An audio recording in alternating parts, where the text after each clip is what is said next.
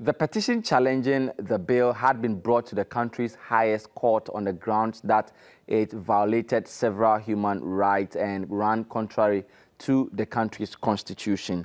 Among other penalties, the proposed bill proposes a 10-year jail term for anyone who is caught showing any sense of romance between people of the same sex. It also proposes a 6-month jail term for anyone who produces or procures any items that seek to promote LGBTQ activity. It also places a ban on activism around LGBTQ issues in Ghana. Now guys, forgive my face. I was bitten by a bee. I was going to get some honey. So in today's video, I want to tell you, or rather, I want to discuss a very important thing that I think Africans should understand. Africans, we have our own values. Africans, we have our own ways of doing things. We don't let no one come here and tell us, you know. When the white man came to Africa, he came and told us that we should live by the laws of the 10 Commandments. He told us that we should live by the laws of the Old Testament.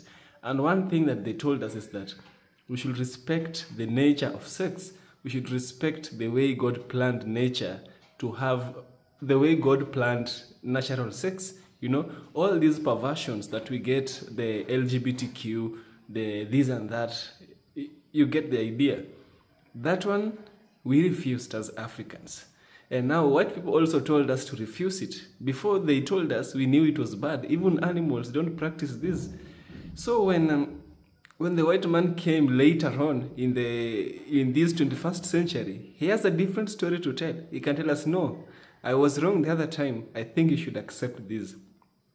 But no, the Ghanaian government has refused. You know, last year they said that they will not accept it. And by then we had Nana Akufo-Addo as the president. Now that Nana Akufo-Addo is leaving, it has again been confirmed that no room for homosexuality in Ghana. I ain't against no homosexuals. I'm just against the act. I love people. God commands us to love people. But the sin is not what we want. Yeah. So let's watch this video, get a clearer understanding, and then we shall talk in the end of the video.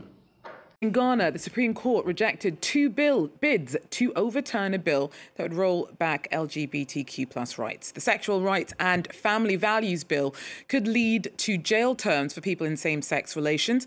It was approved by MPs in February, but can only become law if ratified by outgoing President Nana Akufo-Addo or President-elect John Mahama.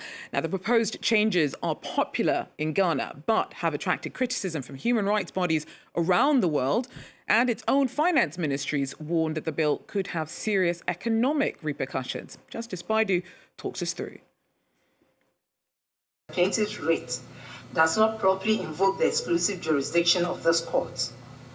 We are of the view that the subject of the litigation, being a bill still undergoing the process of becoming law in accordance with the provisions fully set out in the Constitution, it will be premature for this court to exercise its interpretive and enforcement jurisdiction to intervene. Consequently, we think that the action fails. It is accordingly dismissed. The petitioners, a journalist and academic, have said they would wait for the full ruling which comes out at the end of this week to determine their next line of action. We did not go to court on the contents, on the provisions of the bill. We were proceeding on Article 108, that this is a private member's bill, and based on that, certain procedures needed to be followed. So we want to see what the judgment is and what the arguments have been made concerning what we raised in the application. The bill, known formally as the Human Sexual Rights and Family Values Bill, enjoys huge support from Ghana's largely religious population. You can clearly see that this thing is the Africans in Ghana really don't like it. The Africans, I think all over the continent, except for some African countries, still have accepted homosexuality. Homosexuality was not a way of the Africans. Homosexuality was not a thing for us Africans. You understand? To me, I think that we should obey God and we should follow his instructions of sex. The way God planned it is the way it should go. The Catholic Church told its priests to accept this, but some priests refused, quoting the Testament, quoting God, quoting the Bible. And now, who is greater than the other? Should we worship Pope or should we worship Jesus? That's the question you should ask yourself. For me, I'll follow what God says. And I think Ghana has not made a bad choice. It has made a choice that best suits the people of Ghana. And the people of Ghana have chosen to pass the anti-gay bill and confirm it and reconfirm it. Maybe in the future, they shall reconfirm the bill again. Yeah, so if you like my content, kindly subscribe to the channel. I shall surely appreciate. See you in the next one.